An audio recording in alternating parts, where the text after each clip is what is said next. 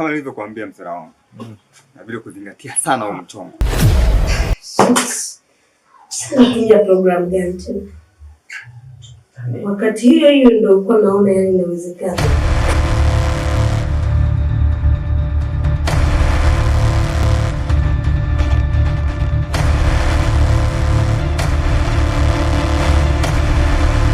Nafikiri Ansa ameweza kukueleza kiufupi kulingana na kazi zetu ambazo sisi tunazifanya.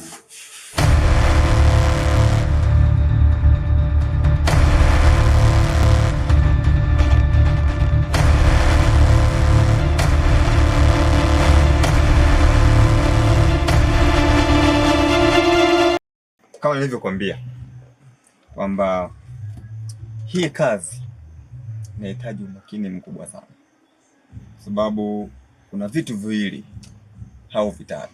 Cha kwanza ni kazi ambayo inaweza kubadilisha maisha yetu, lakini cha pili ni kazi ambayo inaweza ikapoteza pia uhai wetu.